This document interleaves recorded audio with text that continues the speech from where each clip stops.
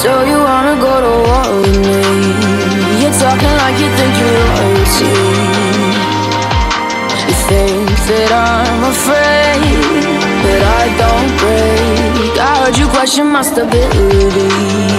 You think I'll fall just like a guillotine, but I am here to stay. Won't look away. The storm is coming, so you better start running. No, you can't control, feel it in my bones. I'm coming for the, coming for the.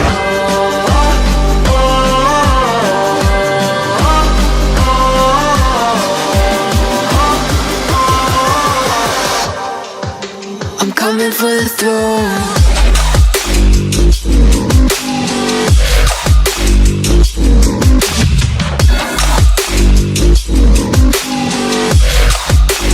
Coming for the throne.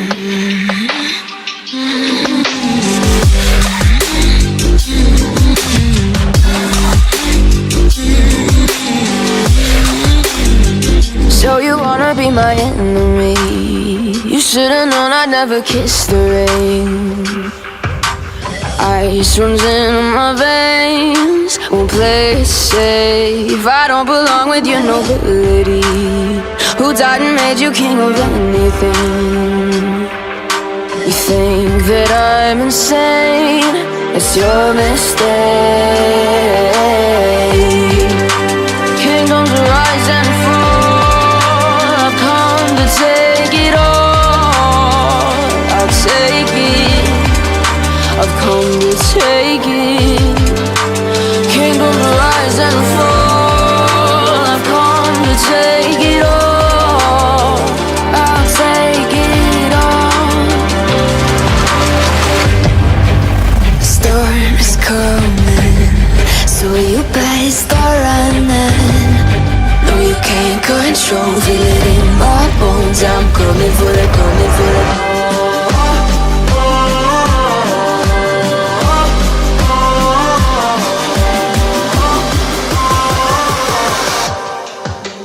Coming for the throne.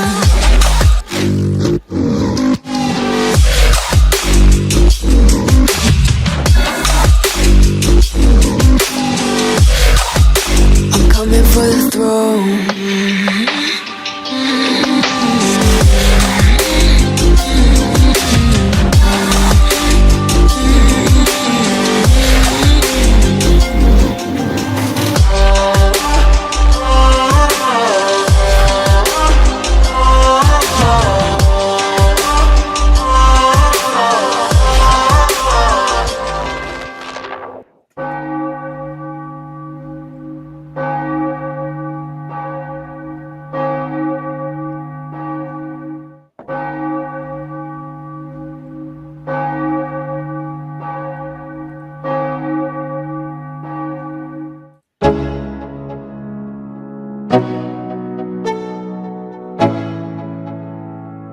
Let's go.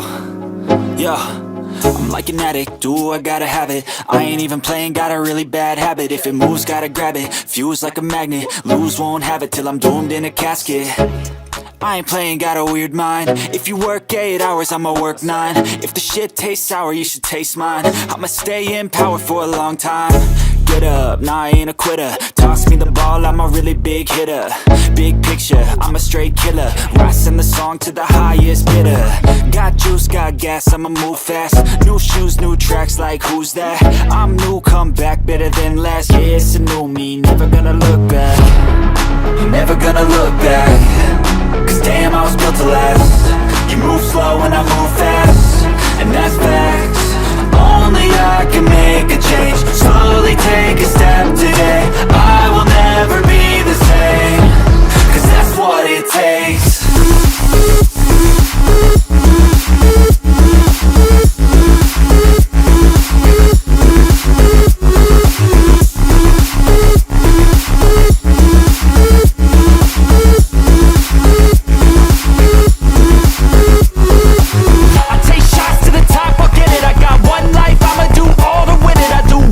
Pushing till I fall, I'm slipping.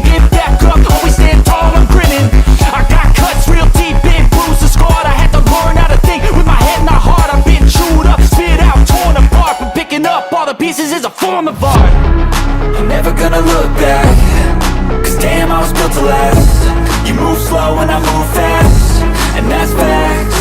Only I can make a change, slowly take a step today. I will never be the same, 'cause that's what it takes.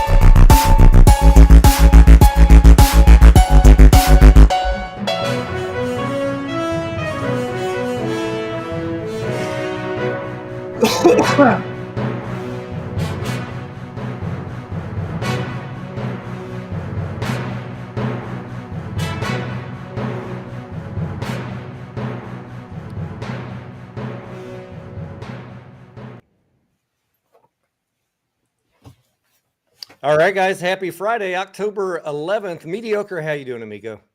Doing pretty good. You? Doing swell. I had most of the day off today. It is my uncle's 80th birthday weekend. Happy birthday.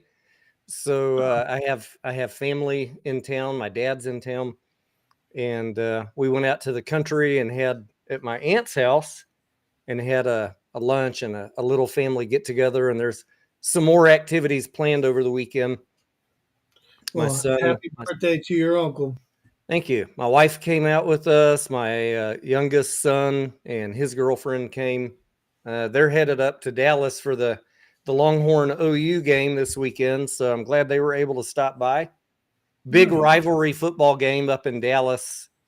The Texas Longhorns versus OU. That's always a big thing for the kids on campus. Oh, yeah. And so, yeah, I didn't do a whole lot of work. I didn't pay a whole lot of attention to the markets. A little bit. I might have been peeking on my phone while we were having lunch. But I wanted to just do a quick live stream tonight. We're trying to get a movie in later tonight, Mediocre. Terrifier 3. Did you know about Terrifier? Yeah. It's almost sold out, which is good. And I was looking through all the movies that were available this evening, the new ones like the Pharrell Lego movie. I think the late night showing had 1 seat. I didn't check the earlier ones, but Terrifier for the late night showing almost sold out. That movie's going to do really good this weekend for a low budget film. I hope so. We could really use the we need one. We need at least one, right? I bet it will outdo Joker this weekend. Terrifier 3. That's unexpected. Low budget, gonna kill it. But as I was peeking at my phone, I saw that there, was another insider sale, and I kind of, we didn't really talk about this much. I posted it in the Discord the other day when there was one, and then there was a second one today. And so we're just going to talk about that real briefly, because if you've been following my channel, you guys know that I said after we didn't pay enough attention to the AMC insider sales back in 2021, that we would never not talk about it. Yeah. We would always talk about it. Now, it's up to you guys to decide if it is important to you or not. I'm not here to tell you what to do, but I want to just talk about the sales and who's selling and why, and was it tax related or not. If this was tax related, Mediocre, related to the vesting of RSUs, I wouldn't even mention it. I know. And if it was a pre-scheduled sale, as what is it, the 10B51 or 105B1, whatever it is. Yeah. If it was a scheduled sale as part of a plan, I wouldn't mention it. I have like this hierarchy of green flag, yellow flag, red flag. If it's for covering taxes on vested units, that's a green flag. Everybody gets a pass on that. because you got to pay the taxes, and it's normal. I mean, when I was in the corporate world, I got vested stock options, and when I exercised them, I would check a box to withhold the taxes from my granted shares. That's very, very normal stuff. No one should worry about if they're paying withholding out of granted shares. That's just how it's done. I mean, you could pay cash, but why would you? If it was part of a pre-scheduled plan, I might also give that a green flag, maybe a yellow flag. But when I start seeing unscheduled insider sales, I'm going to say you should at least pay attention to it, and you can make your own judgment. People are going to say, and I've even said myself, maybe they have expenses. You know, maybe they're buying a new boat, mediocre. Maybe they're buying a second home in Vail. That's right. Maybe they've got kids' college tuition to pay. Who knows? Yeah, I'm not here to cast judgment on anybody selling. You're given the shares as an executive as part of your compensation package, and you have every right to sell them. Tony, are you pocket watching the insiders, Tony? No, I'm never going to be an executive pocket watcher. However, as an investor, that's right. As a content creator, I think it is important that we at least talk about it and make sure that the right info is out there. And then whatever decision you guys decide to make about the importance of it, that's up to you. It doesn't matter to me how you think about it. We're just going to make sure you have the info, and then you can decide. For many of y'all, it'll be a non-event, and that's fine with me. I'm not here to scare anybody out of a play, but we're not going to ignore it either. Yeah, right. Like, it's there that they have to file for a reason, right? They have to inform their shareholders. So you should be informed as a shareholder of the company. Yep. You just don't talk about it because you don't like the information. The information is what it is, right? Just you got to talk about what it is. That's all. Let's put up that screen, mediocre, and then we'll get to y'all's questions. Thank you and feel free to drop questions in the chat. Let me see if I can put this screen up here. Stop that one, and let's put up. Where is my market chameleon?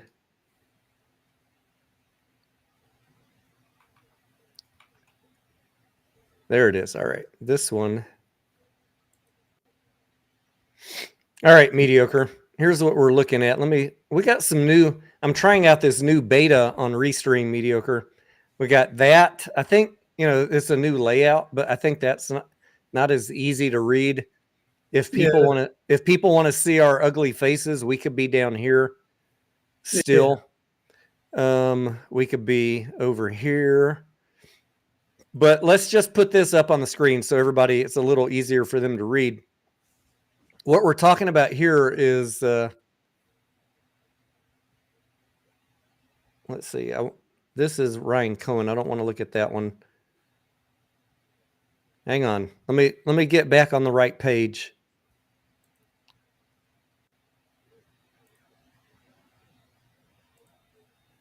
There you go.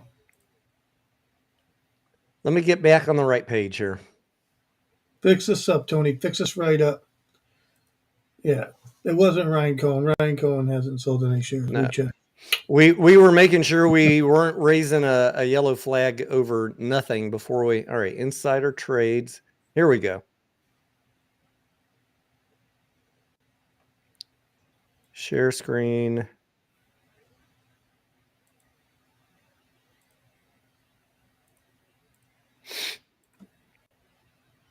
That's the one. All right. These two, October 7th, Daniel Moore, who is the principal financial officer, not the CFO. They have a PFO, which is I guess, not as prestigious as the CFO, but essentially the same role. And then we have Mark Robinson, who is the general counsel. And we had October 7th and October 10th. And they're was some question, and I think it's fair to ask, were these related to taxes? Mr. Heyman had a tax sale on October 2nd, and Mr. Moore had a tax sale on October 2nd also. And we could just look at the filings for one of these, just so you know what I'm looking at. In the footnotes down here in green, I'm not going to blow this up, but I'm just going to read it. It says represents shares sold to cover applicable withholding taxes in connection with vesting of RSUs. So that is the standard one that we don't worry about. These were both filed on October 2nd, 1-2. But then today and yesterday, I think it was when the other one got filed, we had these two. Now, the quantity here, mediocre, is not a lot. Yeah. 2,300 shares at $21.50. It says represents the weighted average price. These shares were sold in multiple transactions between 21.50 and 21.51. And there's nothing here about taxes. So I just want to always direct you guys to read the green footnotes. He just wanted some cash, Tony. And then Mr. Robinson, his was a little bit more. He sold 11,000 shares and between 2076 and 2103. So those are the two filings. The other thing that we were talking about before we came live, we were looking at Mr. Robinson over the last, let's go back to October of 2023, a year ago, mediocre. Yeah. Over here in the far right column, you can see he had 81,000 shares. Yeah. He's dropped all the way down here in the far right column now to only 43,000 shares. So he's effectively sold off half his holdings. Why is he doing that, Tony? I mean, that's for people to make up their own mind. Do you want my opinion? I don't know, mediocre. I'm not him. Everybody has their own reason for selling. But the question is, I think the logical question is, if he thought it was going to 50 or $100, wouldn't he hold? Yeah, why didn't he? Yeah. I mean, that's a good question. So you could come up with your whole list. He's got to pay his ex-wife child support. He's got to buy a boat. He's going to go buy a second home. All of those might be true. It doesn't really matter to me. We're not going to sit here and speculate why he's selling. We're just going to clarify that these were sales, and the amount, mediocre, 229,000 notional value, 51,000 notional value. They still have a healthy amount of shares. Tony, maybe he had family problems at home and needed a new home or something, down payment on a new home. Mr. Moore still has 34,000 shares. Mr. Robinson still has 43,000. But I do see the trend in Robinson's total share count going down over time. And that's worth noting for whatever reason. The other thing, mediocre and I were looking at, this guy, Neer Patel. Yeah. He had a healthy amount of shares, but he was the chief operating officer. I don't know if you guys remember, he got let go a year ago or earlier this year. So that their COO is gone. Their CFO is gone. They've been through 3 CFOs in the last couple of years. And it's just basically Ryan at the top and Mr. Moore, the principal financial officer, and Mr. Robinson, the general counsel. And 2 of them are selling their shares. Yeah.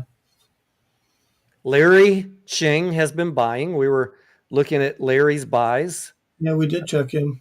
Let's pull up Larry. He's been buying. He bought at $11 earlier this year in April, and then he bought in July at 24. So I want to be as fair in the coverage here as I can. Yeah, he bought over 4,000 shares at 24 bucks. Yeah. So he's buying. So it's very mixed messages for me, mediocre. Like, how do you decide what is important and what is not? I don't know. It's weird. So I mean, it's just a conversation so people kind of can see what's going on, and then you know maybe the Ryan Cohen and Larry Chang do have a plan. I don't really know. We'll have to wait and see, right?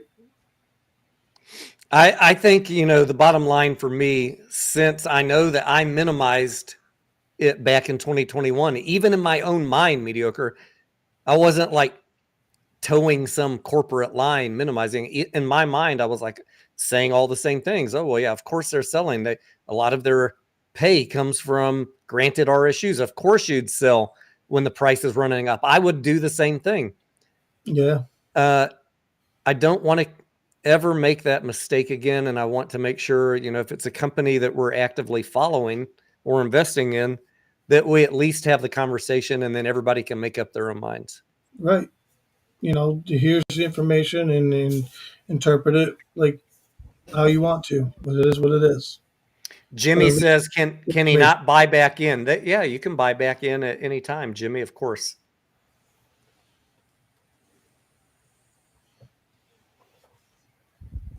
Generally, it is not common for insiders, and I'm talking like all executive officers, it's not common for them to buy.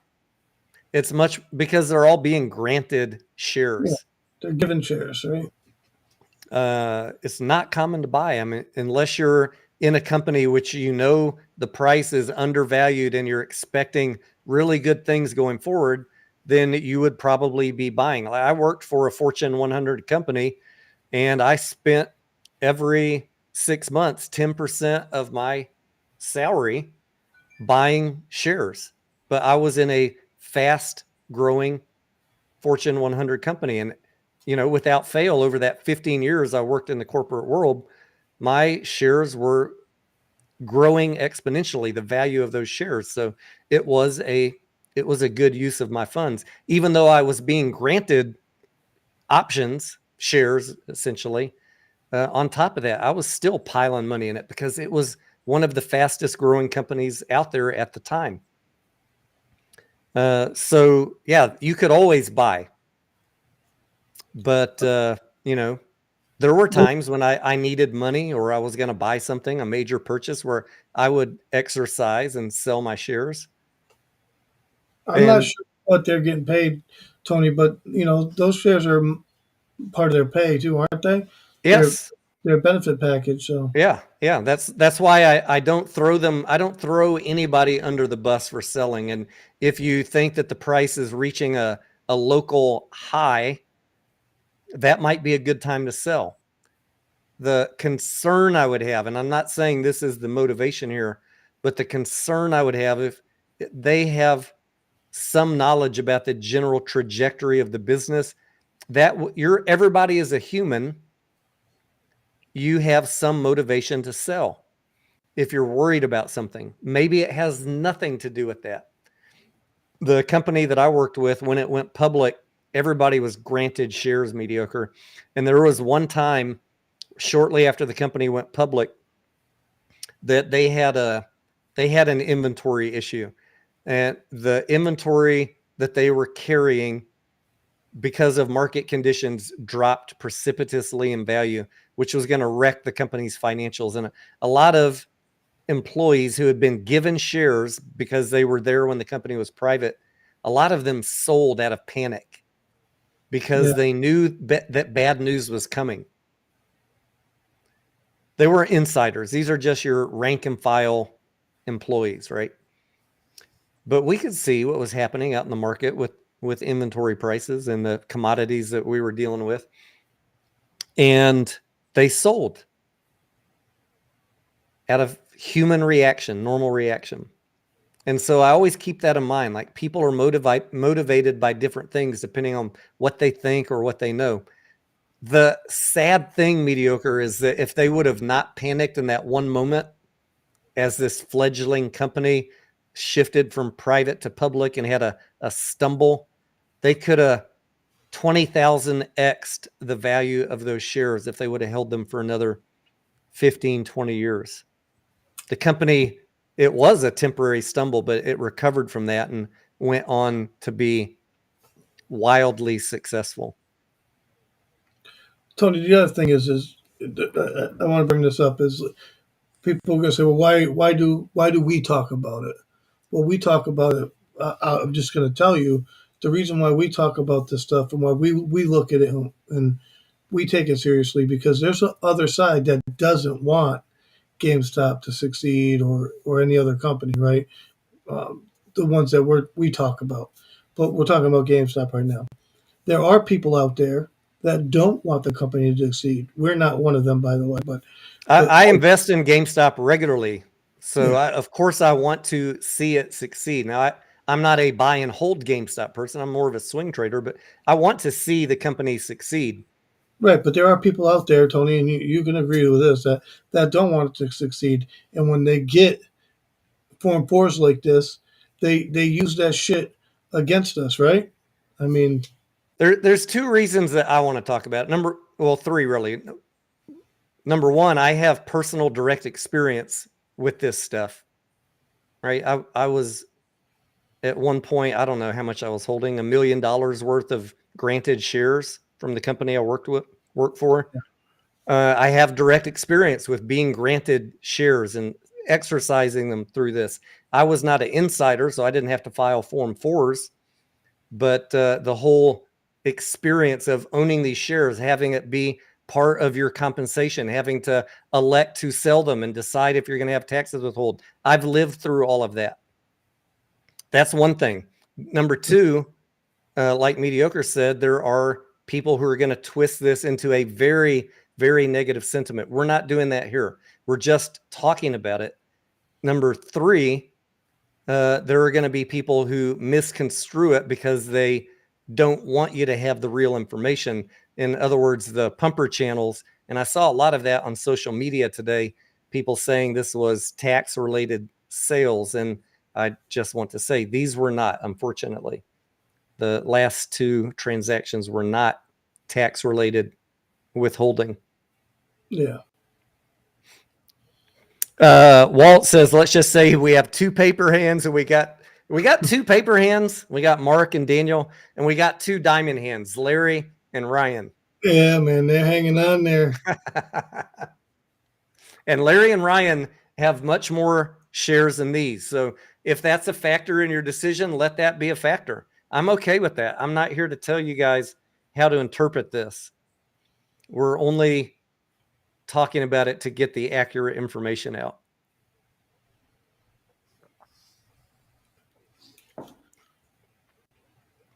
Stockland Trade says maybe they're selling so they can buy AMC. Oh man. Oh man, they're trying to piss the chat off now. Stockman. Oh man. You guys are ruthless in the chat. Wow. All right, let's see what other comments we have here.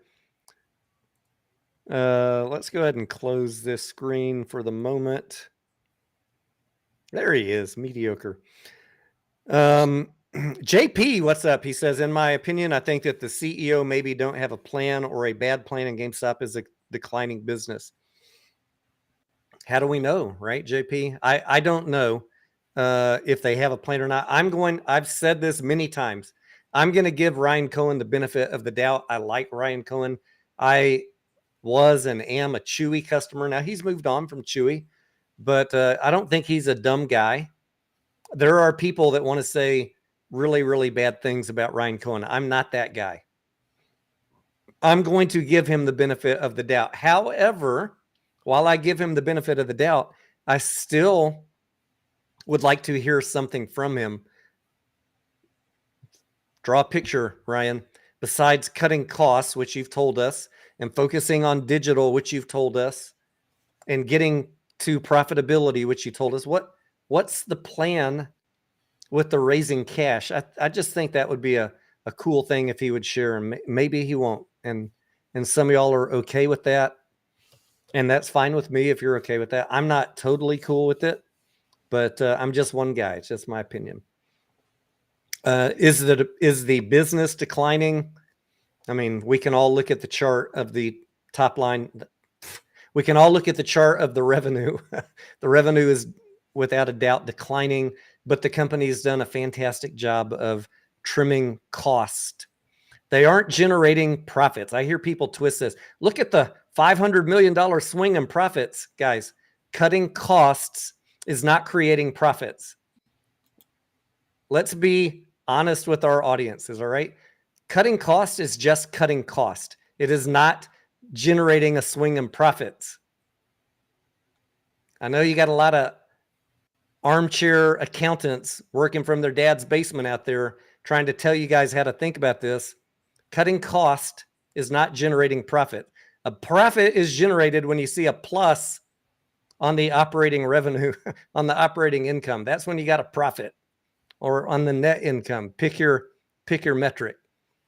GameStop has done an excellent job of cutting costs to cut the losses. That's what they've been doing. They have not been swinging profits. They've been cutting losses, and they've cut them to the point where they're very close to break even operationally. So that is good. And we'll get an update on the next quarter and see how they're doing. But there is a point of diminishing returns where you have a certain amount of fixed cost. And as your revenue is declining, you're going to reach a point of diminishing returns of cutting cost. You've got rents, you've got utilities, insurance, staff, salaries, headquarters, warehouse. It becomes a diminishing return of cost cutting, where at some point the revenue could decline faster than you can cut costs. So to their credit, they've done a fantastic job of trimming things up to getting it close to break even. But they did announce in the latest 10Q that they're going to continue closing stores, likely at a pace faster than previously communicated. If you didn't see that footnote, it's in the latest 10Q. So I interpret that as accelerating store closures. And if they want to go to full digital, that's fine with me. I mean, I'm not in general a fan of brick and mortar businesses. I don't typically invest in them because it's really tough. It's really tough unless you have a wildly successful business. And this business is transitioning to digital. I hate that, Tony. That's the part I hate the most, because I don't want them to go digital, but they don't have a choice. That's the problem. Yeah, I personally hate digital media, mediocre. I remember the days. I remember the days of lining up to get my early copy of Call of Duty at GameStop. We were card carrying members. I was in those damn lines. I remember driving through ice storms when nobody would fucking go out because that was the day it was going to be released, and I wanted to get my damn copy. I know. I like having the digital. I mean the physical copy, but at some point it shifted, and I had two boys, and we were at GameStop all the time buying stuff, and then one day it just became, Dad, can I borrow your credit card? Why? I'm gonna download a game onto my Xbox. And I hated that. That I hated too. That's the other part I don't like, Tony, because when that whole digital stuff came out, another reason why I don't like it, my son was probably six years old or so, and I had my card linked to his Xbox, so he can, purchase digital download games, but not without permission. So he did, and I'm like, what the hell are these charges on my card? So I had figured it out, but I'm like, you little shit, that pissed me off. We have Monkey Tamer 8 Heavy. That's not you, mediocre, right? No, that's not me. That's a different Monkey Tamer. He says Tony, grading cards is going to make them a lot of money. You guys know, if you've listened to this channel for a while, I spent a whole week talking to, and I might publish this after GameStop's next earnings. We did an interview with the trading card online seller where we talked about his experience as a seller and things that we should know about the business a lot of insights in that live stream. I still have all the video. I might make it a video and put it out on the channel. I've been to many GameStops and talked to them. I've been to other brick and mortar trading card companies here in town. I spent a lot of time getting to know the business, and I've reached out to some of the bigger entities in the business nationwide. And I will tell you that is my opinion, based on my own DD, that the people that are counting on trading cards to save GameStop are wildly overestimating the impact to GameStop's business. Is it a great niche to go after? Is it good to have extra streams of income? Yes, and yes. I should But say this. there's a lot of problems that come with that, like the carrying the inventory or having the wrong inventory, and the inventory that you're carrying declining in value if you don't have the right stuff. If nobody wants it and you paid for it as GameStop and no one wants it, the price of that, the value of that inventory declines, right? You bought 4,000 cards and only 1,000 of them are turning. What happens to the other 3,000 out there in the general market? Should I get this one PSA graded? Yes, absolutely. Jerry Rice, baby. Let's see what else I got here. The other thing is, I think, is getting exaggerated is the margin that GameStop's making. Now, again, any extra revenue is good, but I didn't know you're not only a gamer, you're a trading card collector mediocre. I don't do shit, Tony. You are full of surprises, my friend. These are old cards that I save.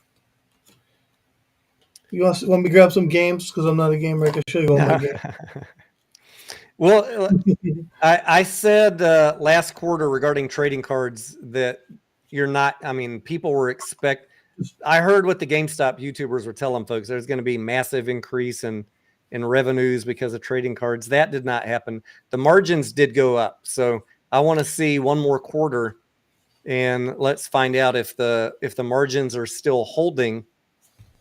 Maybe it is from trading cards, but the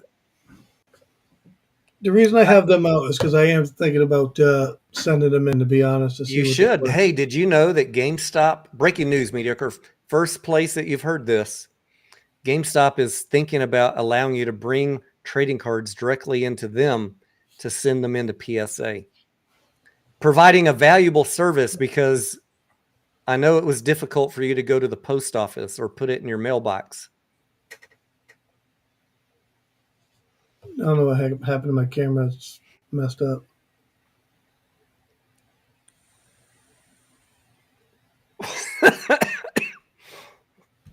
All right.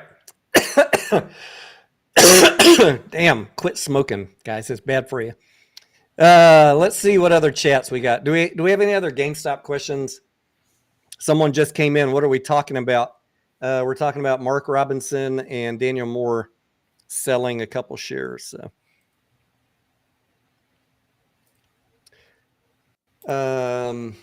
And just a heads up, make sure you know that it's out there. It might affect your trading strategy. It might not. That's not for me to tell you, but they weren't tax related. And we said, and if you're in my Discord, just so you don't think that I'm shitting on GameStop, if you're in my Discord, you guys know that anytime we're following a stock, any stock, if I see an insider sale, I post it to that room for that stock. So don't think that we're hating on GameStop. It's just something I check for on a regular basis on any stock that we're actively trading or following. And I make sure people know, hey, heads up, here's the info, do with it what you will. And at least you're aware. Yeah, we don't mess around no more. We look at everything, don't we, Tony? Like, Absolutely. how much time did we put in this week on just looking at box office shit? You know what I mean? Oh man, the amount of time we put in, like doing some next level DD on AMC for the next how long do we go, Mediocre? I'm already looking ahead 14 months. Yeah. I'm looking ahead 14 months on the AMC play. And I don't want to talk about that tonight. I don't even know if I want to talk about it till after the earnings. If you're in the Discord, you already know what the topic is. You already know all the DD. I don't know that I already get enough death threats because of the information I provide on this channel. I don't know that we need to talk about my DD about AMC on YouTube. Once the death threat started, I decided, AMC might not be worth covering anymore. Quit covering those damn financial statements or I'm going to show up at your house and shoot you. Stop talking about that balance sheet. Quit telling us how a legal suit is going to end up. Quit being fucking right or I will kill you. That's what they say. I know. It's crazy, dude. So if you see me being a little hesitant about sharing actual useful information, you can thank all your friends out there in social media. The pink-pantied girly boys. I mean, we'll eventually talk about it. It is what it is, right? We're still doing some work, and well, let's just see what develops over the next couple of weeks. The red, red alert got when I put out that video saying that AMC was at a critical point at 407. We bounced off of that, Mediocre. Thank fucking God. Thank God. I know. But that shit was, oh man. I remember we were like, when we saw it fucking brave, Tony. when we saw it breaking down, let me put up, well, we can go back to the GameStop chart, but when we saw AMC breaking down into this green zone, I was like, holy fuck, what the hell's going on here? I like to buy, when it's here, and I've been waiting a long time for it to get down there. Come on. I've been waiting a long time for it to get in this zone, and I was buying. You can see, look, I bought September 3rd. I bought above this zone. September 20th, I bought above this zone just a little bit. I bought on 25th. I bought on 10.2. I bought on 10.7. I bought on 10.9. You guys think I'm not holding any AMC? I love to buy down in this zone, but when it broke under that zone, Mediocre, I was like, I wonder if I missed something. I don't like this. Now, I'm going to be okay, Mediocre, no matter what happens. All right? Because number one, I have a hedge in place in case the price tanks. So don't worry about me, guys. I'm going to be fine. Number two, I own IMAX and Marcus Theaters with a position size 3 times the size of my AMC, and they're both up 30 to 38%. So I'm going to be just fine no matter what happens with AMC. But I don't, Mediocre, you know me. I don't like being in the fucking red. I know. And I am in the red by a couple pennies right now on AMC. So when we crashed through this demand zone, I had to do a double check. Like I don't want to ride this thing down to $3. Now my hedge will protect me if it were to collapse. But I for everybody, for all of y'all, I don't want to see it go down to $3. So this was a critical bounce right here, and I'm glad that we got it. Yeah, we needed that. When it broke that area, we were talking, and it was a group of us, and I said, why are they so fucking brave? Like, how do you push it down here, like fearlessly? Like that shit was getting to me, and so it forced me to do more DD. Tony, Rolf, a bunch of us put our heads together and started really looking. Which I don't really want to talk about that now, but I'm still here. I'm still in. I thought about exiting, but I didn't. We're good. I feel confident in what I'm doing. So All right, Sparky, I see you having a conversation with someone, and I don't want to go back and read all the comments.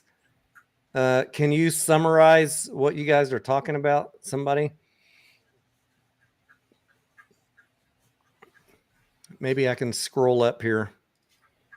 You guys have been having a fast and furious conversation about something. And someone else asked about, was it GameStop you were asking about? I saw a comment flash by about the volume at the end of the day on, was it end of the day on the last 2 Fridays? Was that I a think that was GameStop about question? AMC. Huh? I think it was about AMC. AMC did not have a spike in volume at the end of the day, but I think GameStop has. Oh, maybe I don't know. I haven't been tracking the chart, as you know.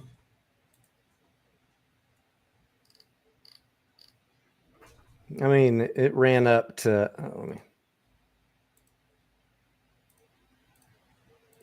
Oh, they were asking about block orders filled after hours, Tony.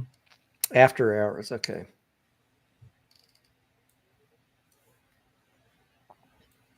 Oh, they're talking about, remember that candle spike I showed you when it dropped down? And I said, what the hell just happened? And then that one where it spiked down yeah. on AMC. Yeah, I don't think that showed up on the Webull chart. No, Maybe it's this one here, huh? 2.45 million shares after hours. Yeah, there was a ticker. Look here. Do you see this, mediocre? My head blocking. Oh yeah, I can see it. Just boom, 2.5 million shares show up. I don't know that I have a good answer for that. Yeah. I wish I did. You know, you guys know, if I had a strong opinion or a strong guess, you know, I'd tell you. If I don't know, I'm just going to say I don't know. I'm going to grab a refill beer, mediocre. Hang on. Yeah, go for it. So there was 2 orders of 2.5 million shares, block orders this week. I don't know what to say about that other than, it could be dark pool trading. I really don't know. A lot of that stuff is done. I see a lot of that stuff at the end of the day. Like I noticed something that was unusual myself, and why it happened, I don't have an answer. All right, I'm back. So Mr. Stevens, I think that's what you're talking about, right? These big spikes. I don't know what that is, honestly. I have theories. I have no basis to even back up my own theories, so I don't even know that it's worth mentioning. Yeah, I'm with you. When you have lack of information, that's key too, right? Like we're talking about stuff we have no information on. What I'm not going to do is make a video and say it's crime or it's dark pools or Ken Griffin. Since I don't know, I'm just going to say I don't know. I'd love to know what it is. But if there was some evidence that led us in a direction to say what it was, right, and not speculation, I would look at it 100%. I have tried to look into it. Don't think that I haven't over the past year or two. How far did you get? I can't freaking find an answer. Maybe I'm just not asking the right people.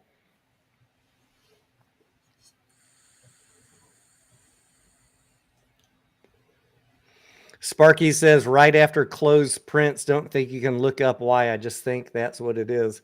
I mean, that's basically what I've come up with, Sparky. And look, since the volume is not affecting the price typically, or even if it does, like mediocre, that time you called it out to me, you saw that huge wick down. Yeah. In fact, no, we don't see it here. Like, what just happened? I just saw the price flash down, from $4.20 to $4, but then it goes right back up. Yeah, but what was weird with that one is it fucking stayed there for a few seconds. Usually it happens quick and it's gone. but that didn't fucking happen. And then it was gone. By the time I said that to you, when I went to show you, the candle was gone. It was just a wick at that time. Which Since it's not materially affecting the price, right. I tend to, like, on my priority of things to worry about, it's not high on my list. That's all I'm going to say. Because what we always talk about here's the thing, people. If let's just say, for the sake of this argument, it was Ken Griffin and or Citadel or whoever you want to make it out to be, they did it with their money.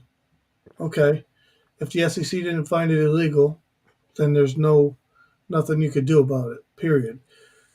If they're using their money to control the market with their money, that's legal. I hate it too. I don't like it. I think there's manipulation. I'm on your side with that. I just don't think that there's much we as retail investors are going to be able to do about it without changing Congress and forcing Congress to do something. Because Congress is the only one that could do anything because they make the rules. I'll tell you guys, I see you guys asking about TWG. I was watching it here in pre-market mediocre when it ran up. I've been looking for a good pre-market trade. TWG jumped from 216 to 330, and then it was at $4 by market open. That looks like a nice trade. And I looked at the news, and there was just nothing that convinced me to jump in on it. I was sitting here this morning, guys, drinking my coffee at 5 a.m., watching this shit, 6 a.m. And it fucking doubled again, mediocre. It went from 4 to 8. Now, to be fair, I was not here working most of the day. My only time really to trade was in pre-market today because we had the family activities going on for my uncle's birthday party. But holy hell, I would have loved to have a piece of that. Yeah, I've been behind the windshield too much, moving around, so I haven't been at the trading station, which is somewhat annoying. You've been doing real work, mediocre? Yeah, Out there knocking on doors to work on your trust fund? That's right. Got to keep the trust fund going. You know what I mean? I'm looking at the volume profile on here. I mean, this is a very... It would have been a trade that would make me nervous because if I'm looking at it on the 5-minute, although the candles are going up, the volume profile's going down. It's not my ideal type of day trade situation. But, I mean, you can't complain about the price action. I'd like to see, increasing price on increasing volume, ideally. I'm very picky about my day trades. This probably would not, I mean, although it's a fine gamble, I mean, if you want to play it, it's not my ideal setup. And then, man, look at that long walk all the way back down, almost round tripped all the way back to the opening price, and then ran up to $8.50.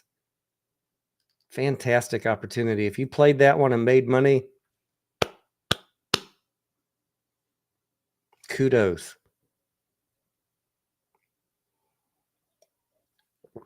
Every morning I wake up and I'm looking at, you can see my, well, you probably can't see it because my head's in the way. What happened to mediocre? Did he drop off? Down here in the bottom right, I have the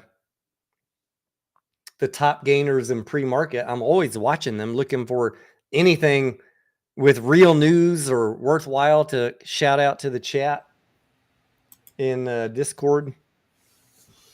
And I was watching all of these this morning, and there was just nothing that I felt in confidence that was worth calling out to folks.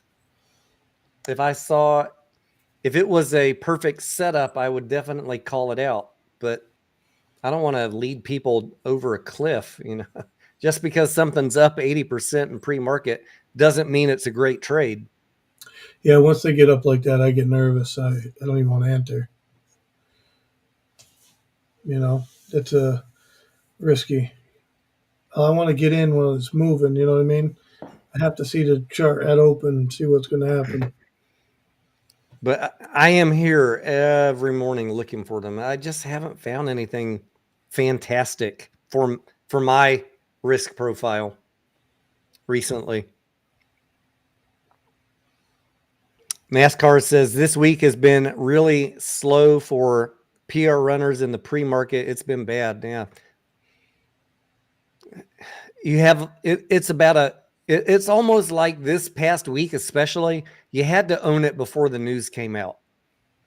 Because all of them, if you are watching stuff like I am in pre-market, you know how it goes. They shoot up and then it's just a slow bleed out. And if you're trying to chase it at that point, you've just been slaughtered. And so I don't do those. Remember the days like a year ago, mediocre, where you'd have 400% runners. Yeah. Where are those days? I want some more of those. Every day I wake up, I'm like, maybe today's the day. What was that one, HKD, that Chinese one? Yeah, I mean, HKD's been in the news again lately.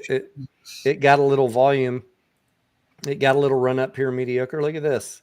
Oh, holy smokes. It ran from 260 up to 580 over a period of days. And now it's doing the walk back down. But I looked at it. Don't think that I didn't. You go back and remember how this one went to 2,300. You want to buy the dip, Tony? No, thank you. Oh man, the good old days. When was this? 8/31/22. The good old days. Everything was running ridiculous amounts. I'd love to have those days back, guys. I'd be live streaming all day doing day trades with you if we could have these days back, but I can't find something worth my time to we're just not in that part of we're not in that timeline in the market. Those days will come back. Yep. Hopefully. Let's look at the GameStop chart here real quick. Let me zoom out. So let's go to the weekly. I got my supply zone and demand zone. It's been trading in these zones since May or June. You can see, look, I see people drawing arrows up and to the right. Mediocre. You know what they do on their TA? It's pretty funny. They'll go back to here, mediocre. Come on. They'll go back to when it was $2 back in 2020, and they'll draw an arrow and say, look, guys, this chart only goes one way, up and to the right. Have you ever done a TA like that, mediocre? No. Because why? Because it's irrelevant. It's stupid. It's fucking stupid. Time frames, we're trading in the moment here, Yeah, I can probably I'm thinking about like even this whole declining wedge we had here. Every day I look at my GameStop chart, I'm like, I probably should just delete this because we're in a new time frame, mediocre. Yeah. Everything about this play has changed. They have 4.6 billion in cash.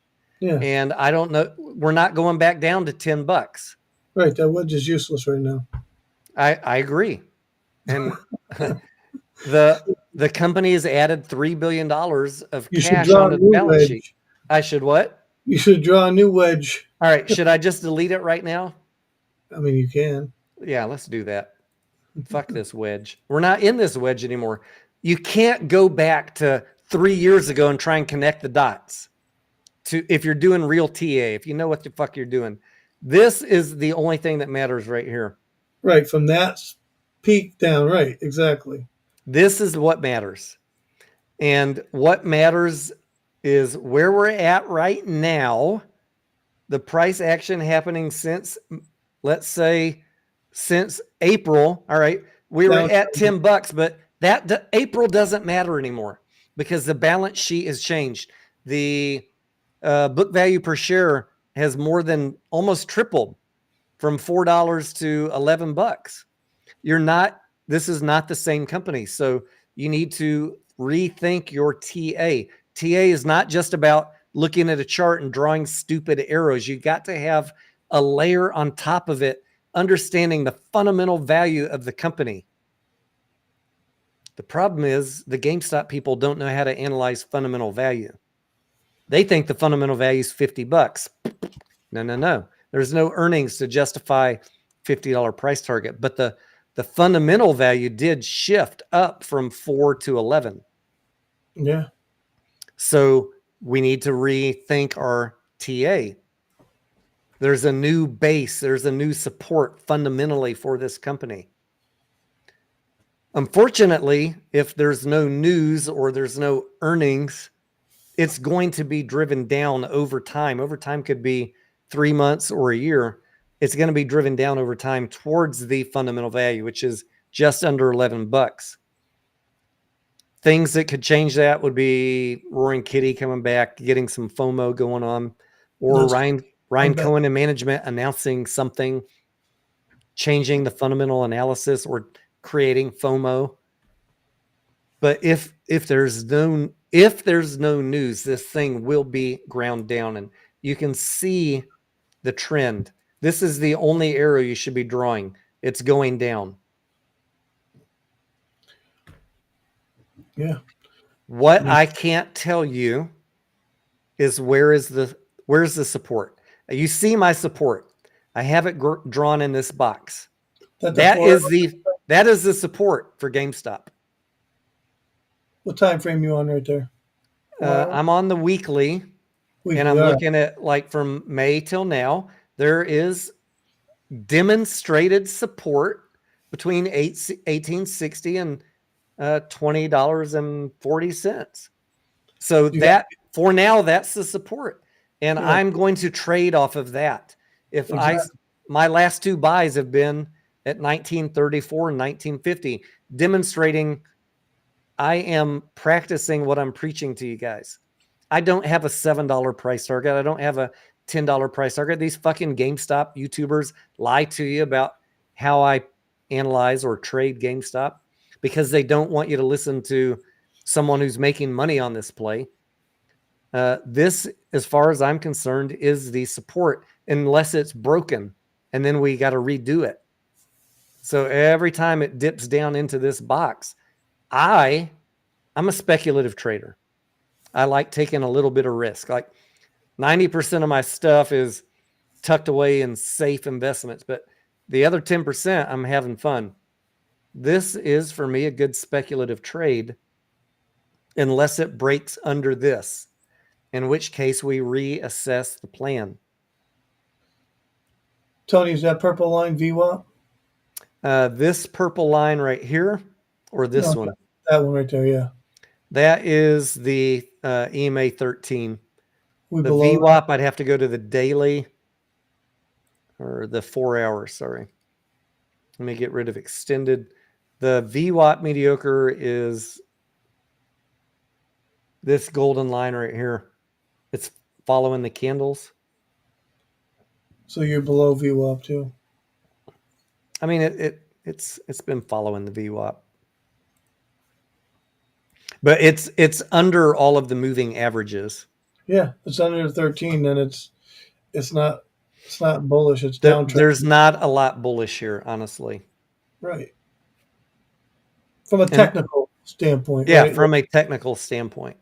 And if I was gonna draw an arrow, I've been trying to be very nice on my GameStop TA videos, but if I were to draw an arrow, it would be down and to the right. That's the only arrow that matters. And this is very obvious. I mean, you guys can see that, right? Anybody who's telling you otherwise is lying to you. Let me get rid of this overlay for a second. This is the trend, down and to the right. For the moment. And maybe that will change.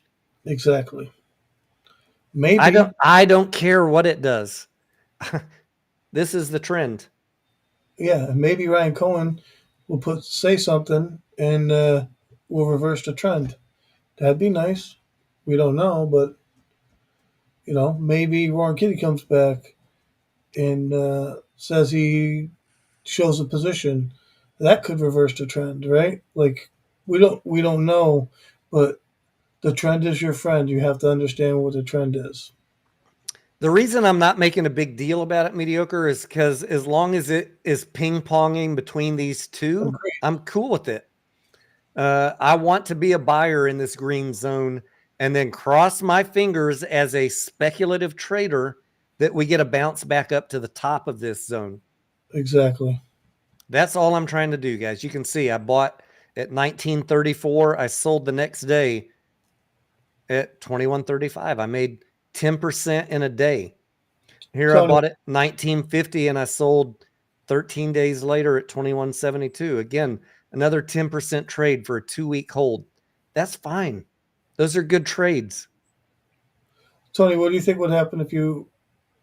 What would Ryan Cohen do? You think if we made it back up to that zone up there? I mean, he's done 3 dilutions since May, mediocre. I would assume, I based knew on demonstrated evidence, that if the price runs up, he's going to dilute some more. And I think you guys should be expecting that too. I didn't mean to do that, Tony. I'm sorry. No, but it's good to talk about. That's why I would want to be getting out. If there's a push up, especially a push up above this supply zone, I'm going to be selling just like I did here in June. I sold at 60 and I didn't sell all of it at 60. I wish I would have. I woke up the next fucking morning and he had announced dilution. I was like, how fast can I get out of this shit? And I lost almost $20 because of that damn dilution. Not lost, but I mean, lost $20 of profit. I was in at $29, mediocre. Yeah. He stole $20 of my profit. Like Willy Wonka says, you stole fizzy lifting drinks. You stole fizzy lifting drinks from all you shareholders. Oh, God. My dad loves saying that shit. He stole fizzy lifting drinks. Is that what it's called? Fizzy lifting drinks, yeah. That's a Willy Wonka chocolate factory deal. Mediocre, I saw a survey on Twitter, and I'm just curious, you guys in the chat. I'm going to put up a poll. I saw a poll on Twitter. It said, if Ryan Cohen resigned from GME, would this impact your decision to sell or hold? All right. I'm just curious, my audience. I'm going to throw that poll up right now in the chat. I want to see what you guys think. If Ryan Cohen decided to resign, move on, step away from the company, step back, I'm just going to be on the board. I'm not going to be the CEO. Or if he just left completely. To be clear, this is just a poll. Yeah, I'm just curious to compare my audience answers to what I saw on Twitter this week.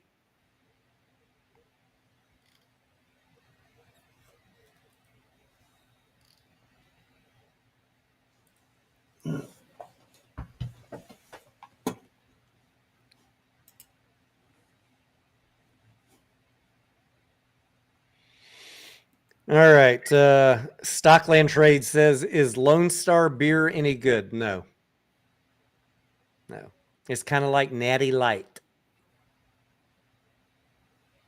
Stockland. Mediocre, what was it I was talking about? How I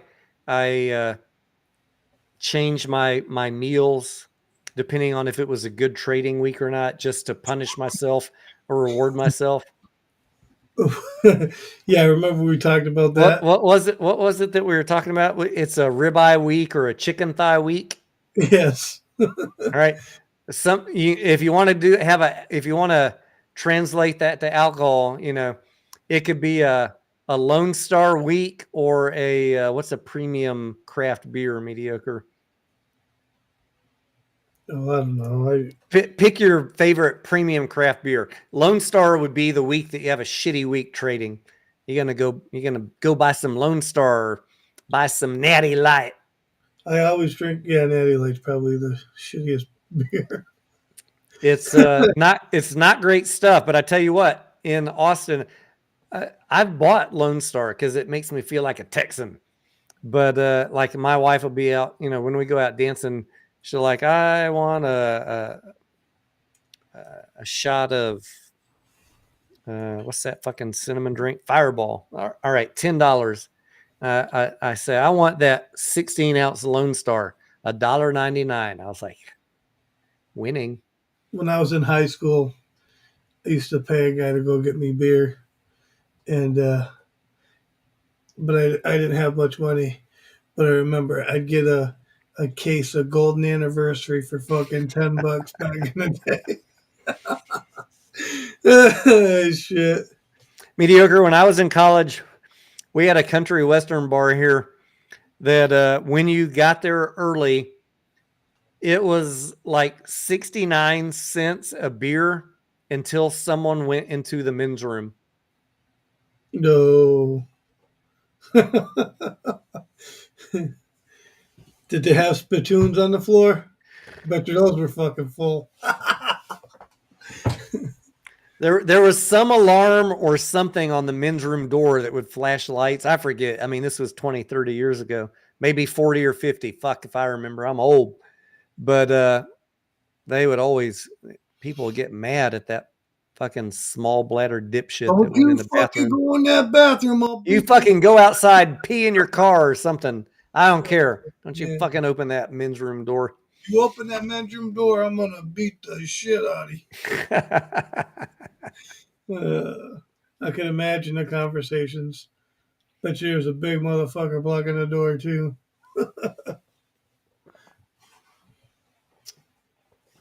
We had another place here in Austin called Dallas Nightclub, which I used to haunt back in the days. And when I was working my corporate job, Mediocre, we'd go there right after work. When I worked on first shift, we'd go there right after work because they'd have 69-cent beers till about 9 o'clock at night. So we'd be going over there at 5 o'clock. They'd have a free fucking buffet of food and 69-cent beers. And then till about 9 p.m., maybe 8, I forget. And then it was $1.69 till about 10 o'clock. And then they became like $5 a piece. But I remember, we were young and stupid. We'd be sitting there with 4 beers, The girl's like, do you want to dance? I'm like, I got 4 long necks here. I can't dance right now. If I put them down, someone's going to steal them. Drop a cigarette butt in them. Yeah. That place eventually, they got targeted by the TABC because too many people were leaving that place drunk. And of course you would, because you're buying 4 beers at a time for 69 fucking cents right before they ring the bell and say, oh, Elvis has left the building. That was the code word that the clock had ticked and no more 69 cents. Even when Elvis has left the building. Even when I go to the casino, Tony, say I'm with a group of people and I go up to the bar, I want to buy 6 drinks. They won't sell me 6 drinks. You got to show up with 6 people, right? Yeah, it's fucking ridiculous. Well, it's changed like that in Texas now because of bars getting in trouble, because of so many DWIs. I never know if I should call it a DUI or a DWI, but I mean, this place was famously targeted by the cops. They would just sit out there and wait because they knew people were getting hammered in there. Yeah. Speaking of that, let me grab another beer. I'll be right back. All back. right. Speaking of that, let's have a drink. We're all sitting in the safety of our homes. So VRO's Trade says, I drink twisted tea. I might have tried one of those one time. Not something on my regular buy list, but I don't remember it being awful. Anya says, when I went to college, 10 small glasses of beer were $1. What was that like in the 1830s, Anya? 10 beers for $1? Come on, for real?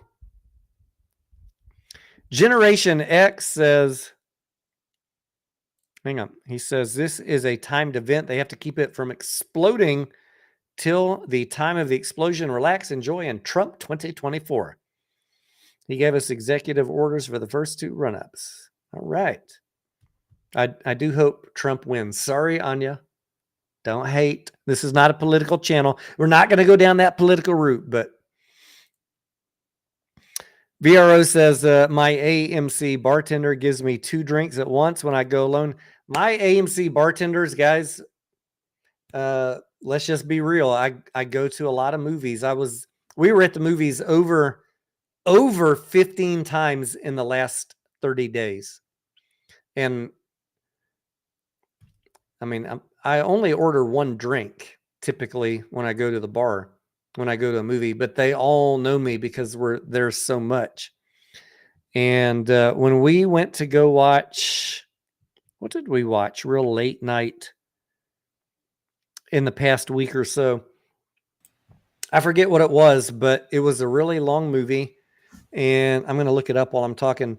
As we were sitting there, it was the one that my wife fell asleep in, Joker 2. Oh, yeah, Joker. As about halfway through the movie, I was already done with my beer. I was like, I'm going to go grab another one before it gets too late, because it was already like 11. And I come out, concessions was closed. All the bar stools were up on the bar, but the bartender was still there. And I was like, can I please just have, can you pour me a Sam Adams Oktoberfest? She's like, I'll do anything for my favorite customers. I was like, wow. This girl knows us because we're there all the time. And, you know, you don't forget a crazy redhead. And she also, this lady likes movies. So I love it when my bartenders like movies. Is she a member of the channel, Tony? I think she is now. Yes. Oh, yeah. Two of the bartenders are now viewers of the channel. So shout out if y'all ever see this. She did pour me another drink. Bless her heart. She opened the cash register back up and ran my cards. So I do love it that they, you know, if you go there often enough, the employees are invested enough in good customer service that they remember you. And the one up in Lakeline Mall, the guy mediocre is not only a bartender, he's an AMC investor. And when he sees me over there ordering popcorn, he's already pouring my drink. I don't even need to go walk to the bar. He already knows what I'm going to order. How many of these guys you got on your channel? I mean, I've never seen them in the comments, but how would you know? They probably say, hey, Tony, I'm that bartender. They'd be like, hey, Tony DeNaro, you'll know.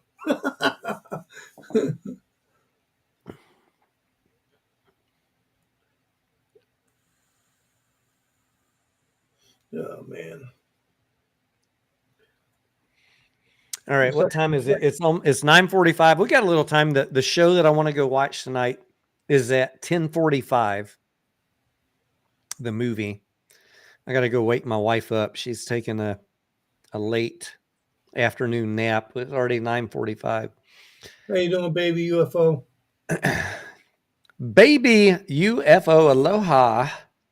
What other questions y'all got now that I've kind of gone over what I wanted to talk about with the GameStop yellow flag. We've talked about the charts on GameStop and AMC. We talked about day trading a little bit. We talked about the other movie stocks that I own. I don't spend a lot of time on YouTube talking about all of the other stocks that I own. Maybe I should. Maybe I'll do a year-end recap of everything that I own and how it did. How do I pick what I talk about? Blue chip stocks, to be honest, are mostly very boring plays. So why would I make a video about them every day? I'm holding these things for 1, 2, 5 years. It's just not that interesting to anybody you're holding a stock that you think you're going to make 20% over the next 12 months. Who the fuck cares? People want to know how can I make $1 million tomorrow? So we focus a lot on the speculative stocks on this channel. Number one, because they're fun. Number two, because I trade them. Number three, because there is an insane amount of misinformation and clickbait on them. And that really upsets me. Tony, tell them how much money I make in my trust fund. You know what I mean? Like it's Millions, easy. probably millions, allegedly. Yeah, it's easy to make $1 million in the market, Tony. I heard that you were trying to stop making gains because you were gonna hit a certain tax bracket or something.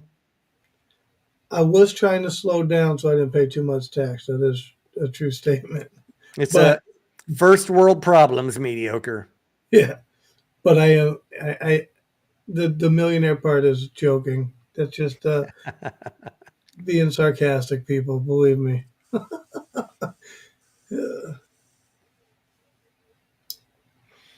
VRO says, my AMC bartender wanted me to notice him to say what's up to each other when I walking in late to see Terrified Truth 3. And when I came out from the second, he asked me if I wanted a Sam Adams October also. Are you in Texas? I wonder if we have the same bartender. Anya says INTC is pretty interesting right now. Let's take a look at INTC, Anya. I do own some Intel. I haven't looked at it. I don't even look at my long-term holds that often, but I'll show you. I have my position up on here. After this too. Huh? Look up NVIDIA after this too, because I was supposed to check on that and I didn't. All right. So I have Intel at 1923 and 2067.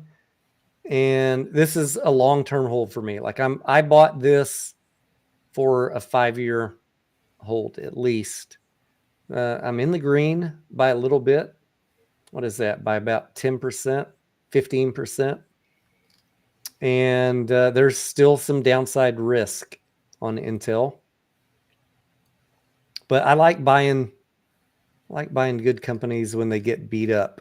And what's the recent high on Intel in 2021 was $62. How far could it fall? I mean, it could fall a long way. Oh, that's Gus's cousin, Tony. Huh? That's Gus's cousin. He's in Fort Campbell, Kentucky. VRO? Okay. He goes to Tennessee to AMC. Yeah, Intel is one of those ones, Anya, where, if it keeps falling, as long as I don't think they're going bankrupt or something, then I'll probably keep adding over time. I think over 5 or 10 years, I'll probably be okay. I don't make a lot of videos about Intel because I don't know that we're at the bottom here. If you're in the Discord, I own it. If you're on my YouTube, I don't talk about every stock that I own. What about Hershey, Tony? Let's see how Hershey's doing. That's another one that I own. Haven't even looked at it in a month, mediocre. I bought it in April at 183. It ran up to a high of 208, and it's at 185 right now. So I'm barely in the green, mediocre. This is another very long-term play, and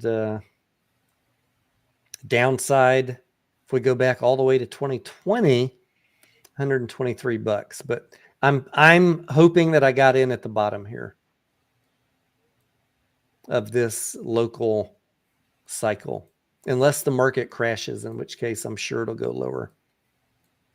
So this is another one of those blue chip plays where I establish a position. I'm not loading the boat. I'm trying to diversify my portfolio in good companies that are getting beat up. And I don't know that I caught the bottom here. So not loading the boat. I'm buying some. And if it tanks another 10 or 15% below 183, I would add some more. And if I start seeing that the company's turning around or that cocoa prices are coming down, then I might load up more in this zone. But I have not bought any extra since April. It's just one of many stocks that I'm holding and watching, and I don't even watch it that often, honestly.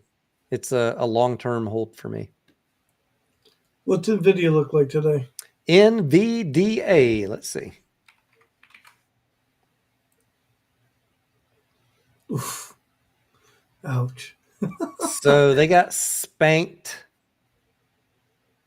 I mean, it looks good. I'm only saying, oof, ouch, because I my father mean, lost the shares today. actually, they didn't get spanked. What am I looking at? I got distracted by the time in sales. They're fucking doing fine, mediocre. Yeah, they're doing all right. I do not own any NVIDIA because I consider it to be overpriced, but Intel is kind of like my NVIDIA. It's my NVIDIA play.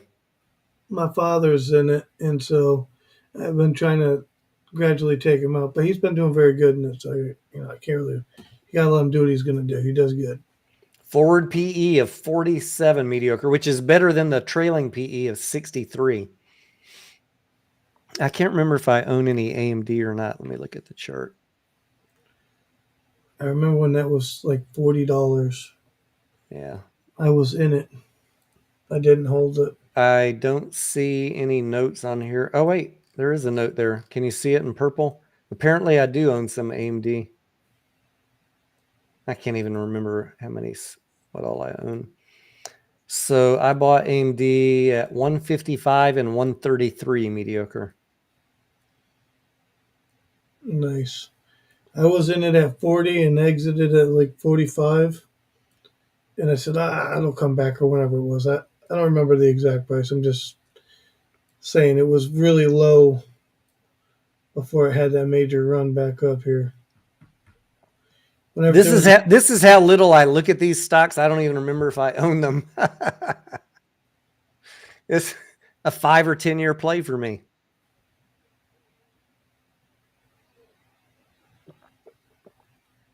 What are the ones we look at all day, every day, mediocre? The ones with the highest risk and the highest volatility. Exactly. High volatility, the ones that are, could really mess you up if you're not paying attention.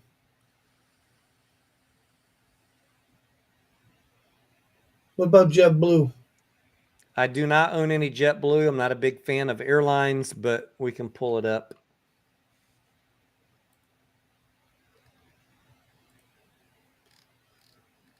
You see that? 672. You know why? What happened? Spirit's going bankrupt. Ah, well, I mean, that's a nice trade. 477 to 765. What? Oh, I was gonna say IMAX. I own some IMAX. I bought it on the dip. Not the perfect bottom. I did not get in at 1320. I own it at 1520 and 1499. It's trading at 2169. So, and like I was saying earlier, when I bought these, I made a note up here to myself that I had a 12-month price target from June of it hitting 2125. And it hit it in July, August, September. It hit it in 3 months. It hit it in 2 months. Hit my 12-month price target in 2 months. And now, since I see the industry doing so well, I don't even want to sell up here, mediocre. I hear you. IMAX is profitable. They're growing. They have a backlog on installations. They have the highest number of IMAX movies ever being filmed in 2025. The box office revenue is only about a third of their income. They get a lot of income from installing new facilities and licensing their technology and their cameras. This is a fantastic alternate or additional investment if you're following the movie industry. Why not buy one that's profitable? I love AMC for the speculative value. It's a gamble, yes, but I have this, and I have MCS, which is another theater company, which I'm up pretty good on. I bought it at $11.55, and it's trading at $16 Why'd you buy it, Tony? Is it because of the box office? because of the financials and the box office both. Look at that. From the day I fucking bought it, mediocre, up and to the right. I mean, that is a true up and to the fucking right, mediocre. Yeah. What is not a up and to the right? This shit right here. Not. No. No spinning here. We can all see that chart, and we can all see this chart.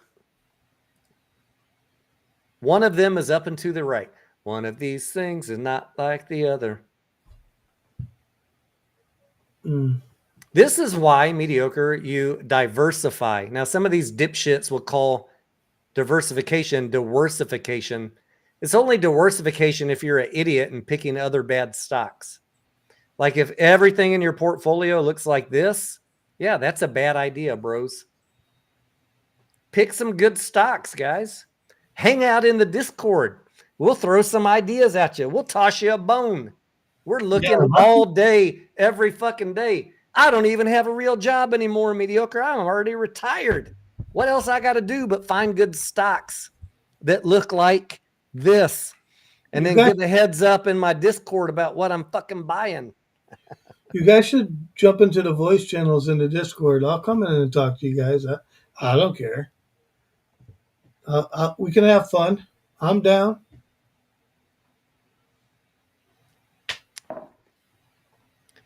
All right, let's see what the results of the poll say, mediocre. If Ryan Cohen resigned from GameStop, would this impact your decision to sell or to hold? And the results are 52% say yes, it would affect your decision. Now, on social media, when the GameStop people asked that, if I recall, it was about 2/3 said, no, of course not. I would still hold if Ryan Cohen left the company. I don't know if I believe them. That's why I wanted to run the poll here. I don't believe them. I think that they are just trying to grasp onto any positivity they have. Of course, I believe in GameStop, the long-term value. But we all know that 99% of the reason that people are in GameStop is because of Ryan Cohen. Why else would you be in a company that has a 10-year history of declining revenues if not for your belief in the one man that can turn it around? If I'm trading it, that's why I'm in it. I'm going to be blunt, straight up honest with you. If I'm holding GameStop, it's only because I think Ryan Cohen can turn it around. If he fucking leaves, I'm out.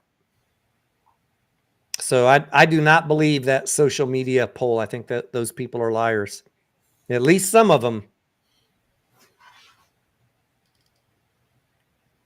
Anya says, show GCT. Anya, you're giving away all our secrets here.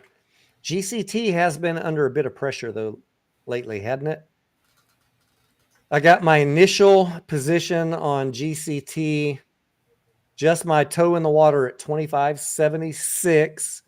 I added more, a bigger amount at 22.72. And then I really added at 18.39. And lucky for me, at least based on the weekly chart, that appears to be the bottom. As you guys know, if you're in my Discord or you're watching this channel, when I first go in on these companies, I'm not trying to load up on my first buy, especially look at this chart. You don't know that that's the bottom there, but I had drawn this red line at $27. And I said, if it drops under 27 on a big dip, I'll consider buying some.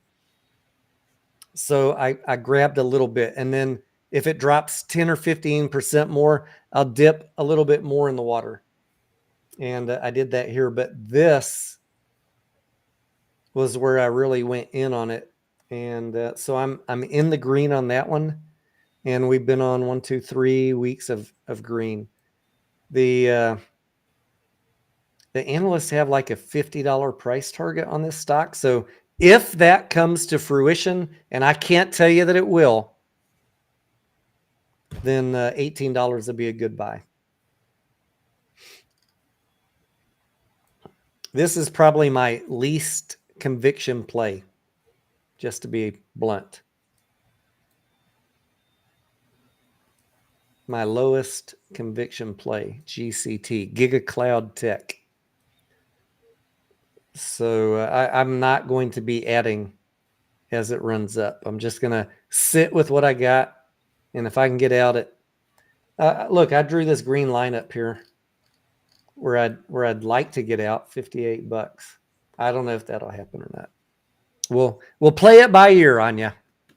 You bought some too, Anya? That's a good question, Stockland. I like that question. Are people in the AMC from Adam Aaron for Adam Aaron's Stockland trades? I am not. I am not either. No. I'm in AMC. Look, let's be blunt. What's his name? Mediocre? Sean Goodman? Yes. Sean Goodman's the man behind the curtain pulling the strings and the levers. Absolutely. Adam Aaron is the front man, the one that takes the bullets, the arrows in the back. Yeah, Sean Goodman is the guy in The Wizard of Oz behind the curtain there. Don't look at the man behind the curtain. That's Sean Goodman. I don't care if Adam Aaron leaves. Some people think it would be bullish if he leaves. I don't care. And I've argued with people on social media about this, and the invitation remains open now, going on for almost 2 years. If you're an accredited, degreed accounting or finance professional, I want to have you on as a guest on this channel. You will need to provide all your credentials before you come on.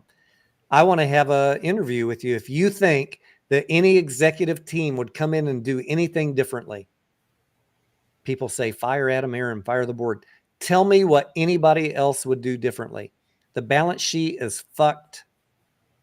The company is hostage to Hollywood, which is putting out shit movies, and not enough of them, so they can't be profitable. So what could they do differently other than file Chapter 11 or raise cash until the box office recovers enough, which should be 2025 or 2026? They've done a lot to repair the balance sheet. And box office is growing. It's been survival for the last 3 years. What would any executive team do different? I will go to the fucking mat. Nobody would do anything different. And if you're not an accounting or finance degreed professional, I don't want your opinion, because you are talking from a perspective of emotion, most likely, because you don't like what they did. But there's literally no other, few options that they could do. What are you going to do? You're bleeding cash. The creditors are breathing down your neck. They have covenants where they can force you into bankruptcy. What are you going to do? You're going to raise cash. They've done exactly what they should do. It's up to us to decide every day if we want to remain in the play or not. That's your choice. That's my choice. That's right. No one's forcing you to hold. Right, your portfolio is on you. You know, if you're holding it, it's on you. Mediocre. I went back again this week to the 2020 10K before any of you were invested. You know what it said, Mediocre? What did it say? It said that our liquidity. Hold on. Are you going to tell me what the growing concerns were? I'm going to tell you what the risk factors were in the first part of the 10K. Before any of you were in this play, it said, due to our liquidity concerns, it is likely that we are going to dilute, and it could affect the value of your shares. You may lose money. It went on to say that we may issue preferred shares, which could impact the value of your common shares. 2020. There was Right. no criminality here. There was nothing that was not communicated. The problem is these conspiracy theorists talking about everything being illegal have never one time read one of the company documents. Everything that the company did was part of their plan and clearly communicated in SEC filings every quarter since 2020. If you didn't do that, if you didn't read that, that is on you. I was there with you guys hoping for a second squeeze, but at Yeah. some point when that second squeeze didn't happen and the economy started tanking and AMC's running low on cash, you better fucking start paying attention to the financial statements and the filings, because they're going to do what they disclosed in the risk factors. That was always clearly delineated as this could happen to you. Everything that they did, they told you they were going to do. What was illegal about that? Nothing.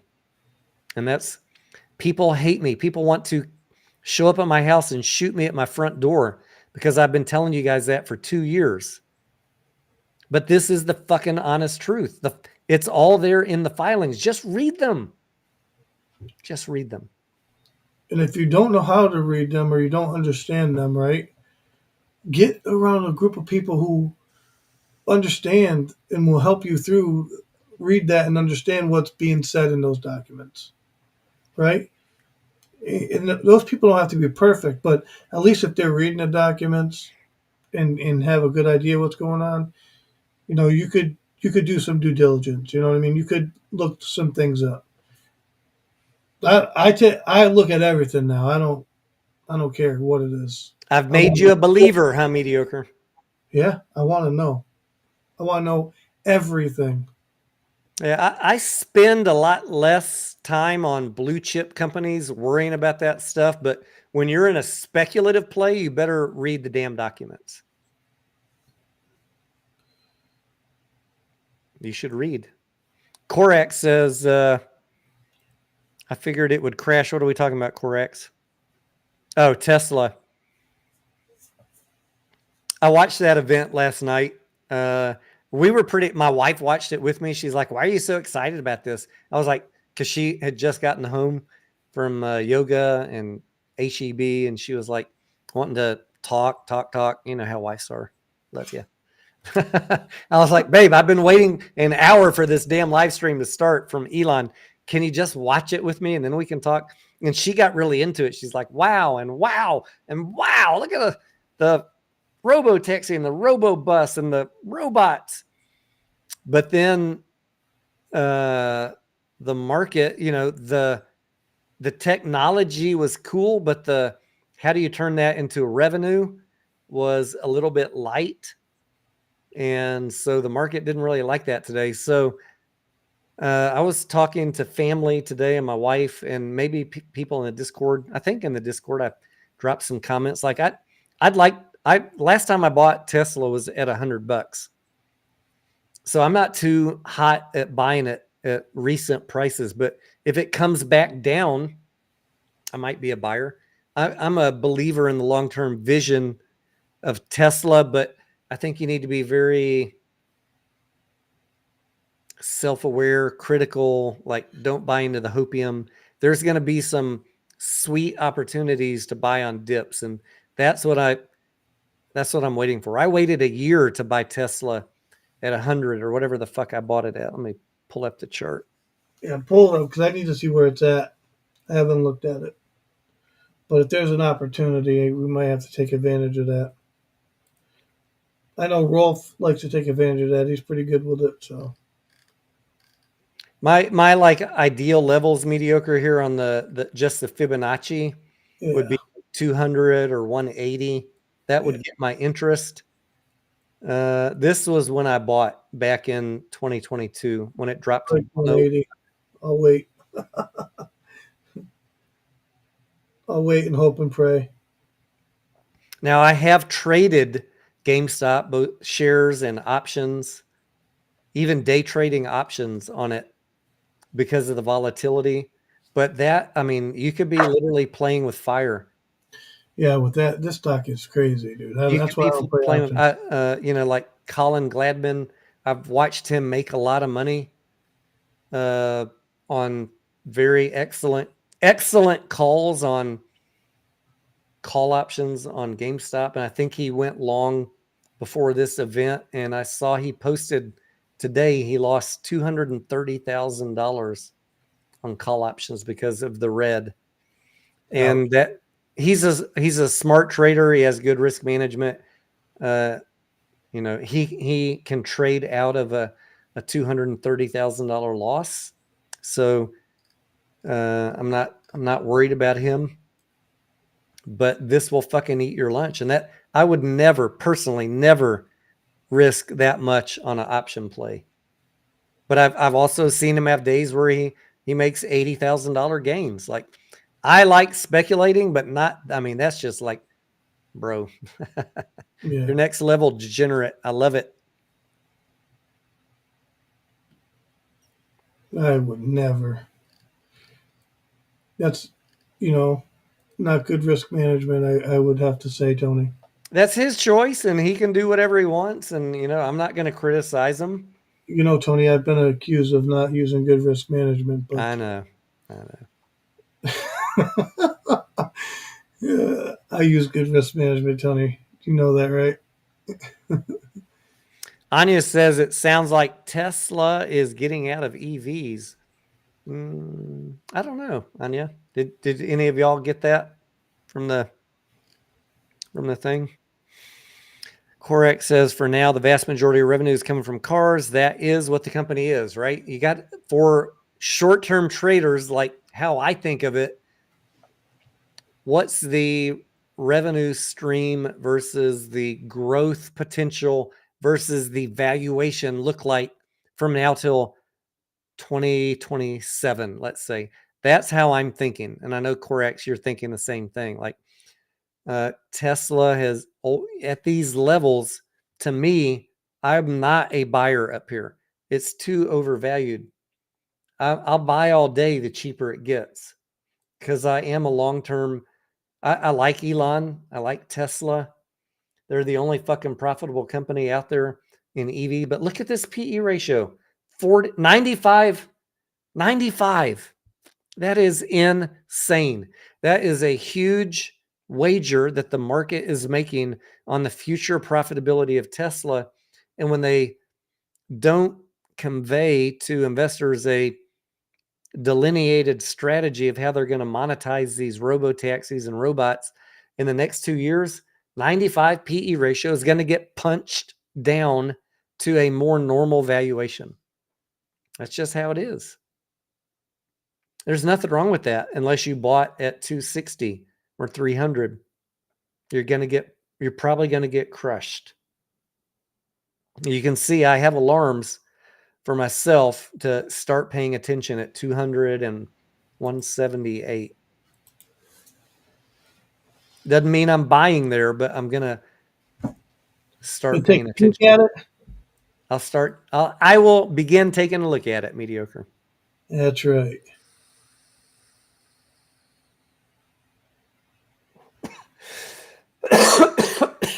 Forex wants to come on here and have a conversation, or no? No, we're about to wrap up, Mediocre, because I got to go see if my wife wants to go to a movie at 10:45.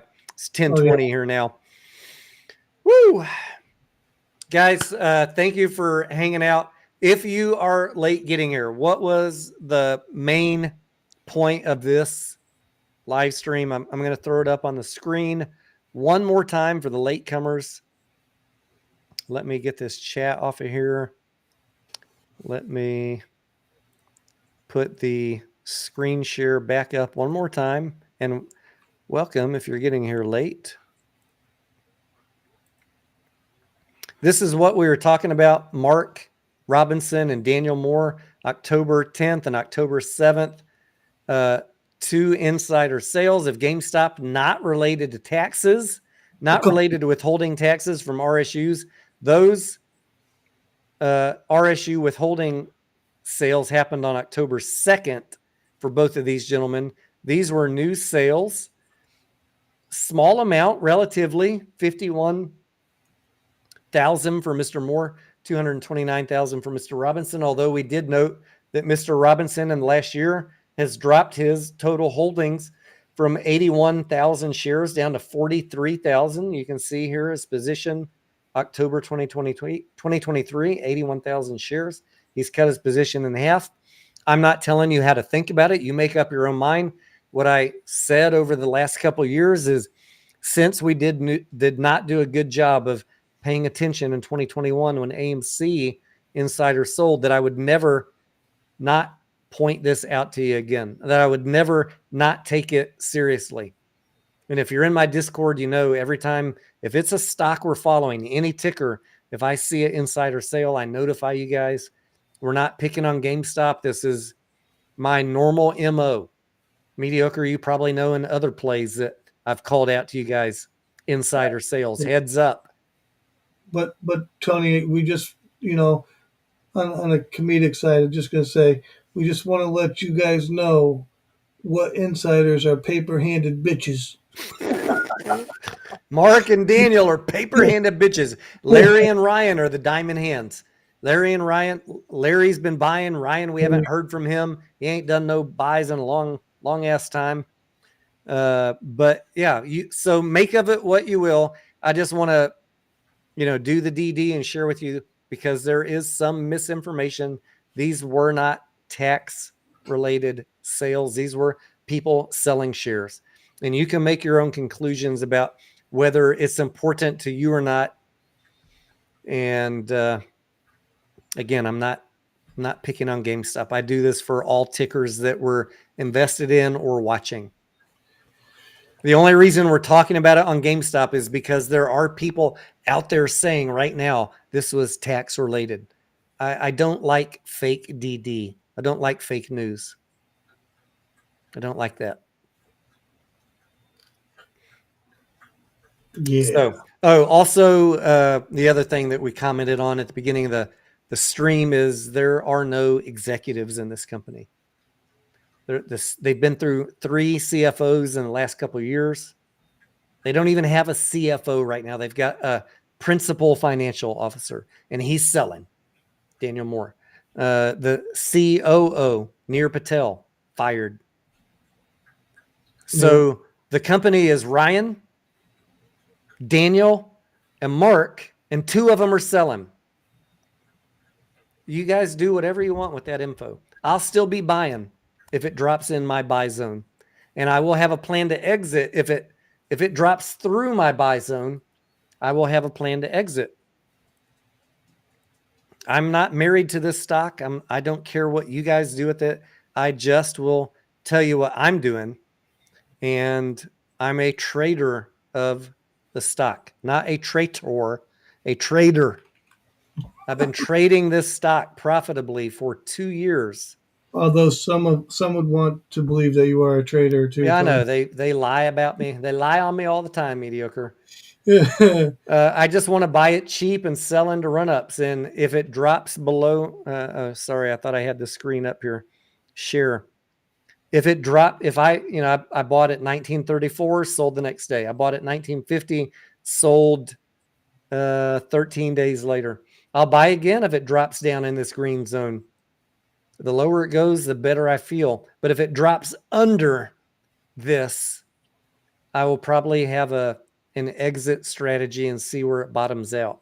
I do not think that it's going to $7 or $10. Don't let these damn pumpers lie to you about what I say. I've never one time given a price target for GameStop.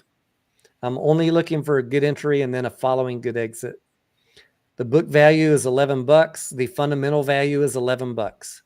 That is the value of GameStop until they have earnings. The fundamental value of GameStop is $11. That does not mean it's my price target. Just something I keep in the back of my head so that I know, hey, I know I'm overpaying for it up here, but I know people love this stock and I know it's highly volatile.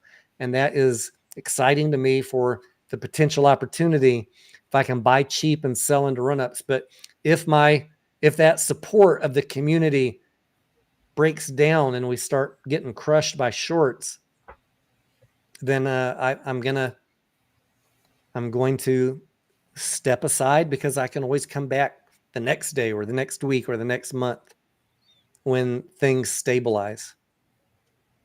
That's all. That is all. Mediocre, you got any closing thoughts? Not really. Just that I'm gonna try and put out a couple videos this weekend, at least one. Don't forget to like, comment, subscribe to the channels. Jump into Discord. Come chat with us. We'd love to talk to you guys. Yeah, we're in voice chat just about 24 hours a day. And if we're not in there, just jump in there. We'll see you in there. We'll jump in. Yeah, if we see you in a voice chat, we'll jump in. I'm up every morning, guys, at 4 or 5 in the morning typically, and I'm chatting with folks till 10, 11, 12 o'clock every night, unless we got family stuff going on. And I do have family stuff going on this weekend, so I won't be around as much. But I'm glad I got to hang out with you guys for a little bit tonight and talk about the GameStop news, and we'll be around this weekend. I do have some other projects I'm working on. Someone asked me a very good question about Cinemark. Like, where could their revenue top out? I don't know. I never really thought about that question, but it's something I'm going to be looking at. We spent a lot of time this week digging deep into AMC's forecast for the next 14 months. I don't know that I'm ready to share all that on YouTube yet. If you guys are just joining in, I have already talked about it in the Discord all week, starting on Wednesday. But I like I said earlier, I can only take so many death threats per day. I don't know if social media is ready to hear what we got to say. I had to pull back. I had to pull back a lot of my coverage on AMC, both from the pumpers wanting to kill me and the conspiracy popcorn project people wanting to kill me. I just had to say, this ain't worth it. I like the stock. It's been a great trade this year, but I ain't ready to die over it. Too much facts coming out of this channel. People can't handle it on either side. They can't handle it. You can't handle the truth. People should worry about their own portfolios, Tony. Yeah, I just talk about what I'm doing and what I'm seeing, Mediocre. Doesn't affect you. If you don't like it, don't listen. I agree, Tony. Oh, God, I don't understand it. I don't know, Mediocre. Ladies and gentlemen, thank you. We're going to send you out with the long form of the music, because I know some of y'all like the songs. Mediocre, thank you for your time. Go give Mediocre Trader a sub on YouTube. Watch some of his latest videos. You still got the funny one up, Mediocre? It's still up there, yeah. All right. Give him some views. Watch some of his videos. He promises he's going to start putting out a little more content. Yeah. And I'm going to go see if I can convince Scarlett to go see the late showing of Terrifier 3 tonight. So we will. That movie. Huh? I said, you guys enjoy that movie. Thank you, guys. We'll see you on the next one. We'll be around.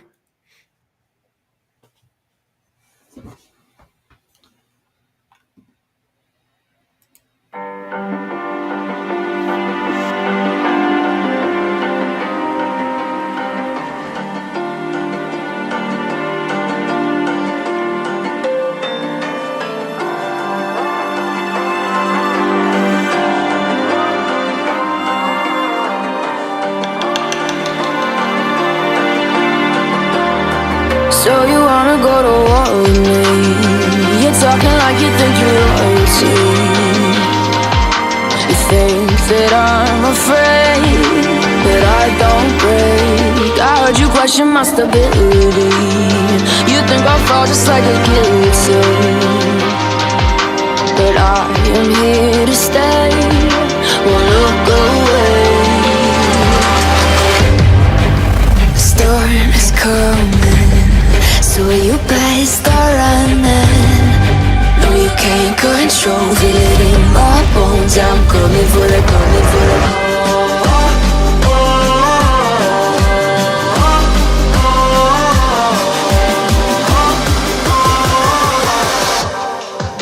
I'm coming for the throne.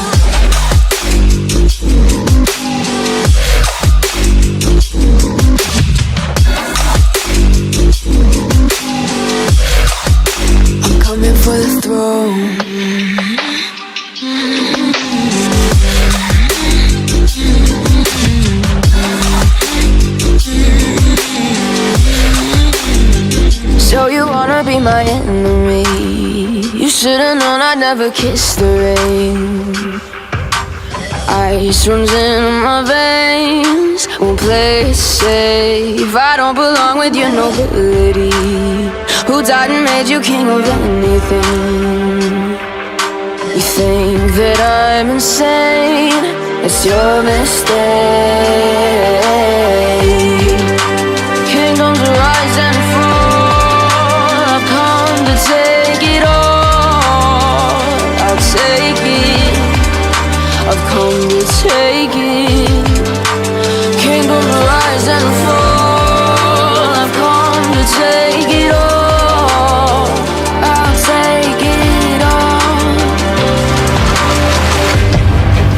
The storm is coming, so you better start running. No, you can't control, feel it in my bones. I'm coming for the, coming for the.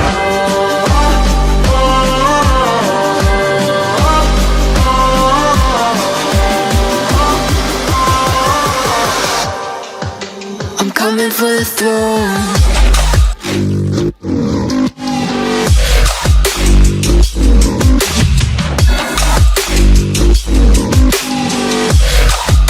I'm coming for the throne.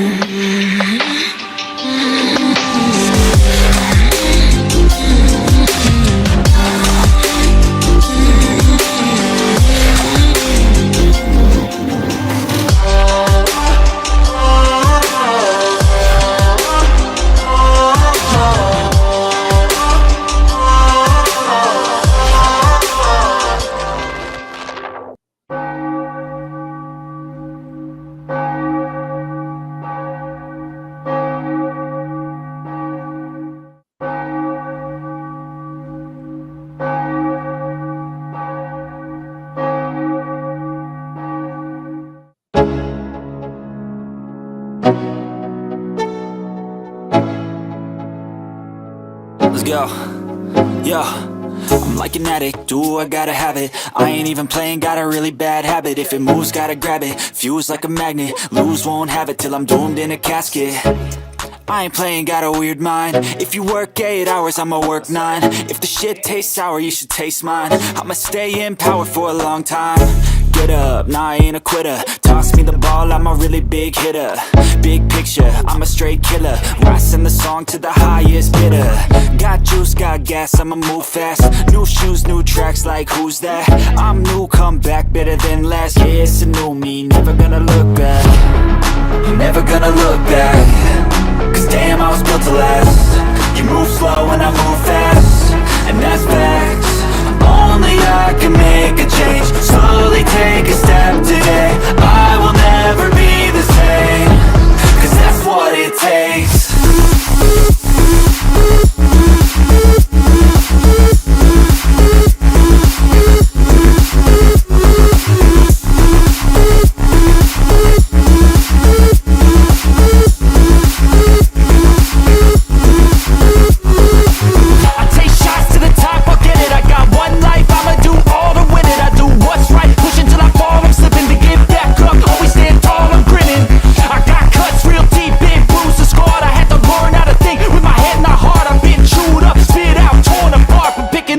Pieces is a form of art.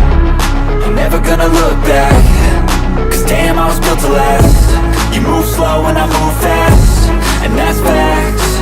Only I can make a change. Slowly take a step today. I will never be the same, cause that's what it takes.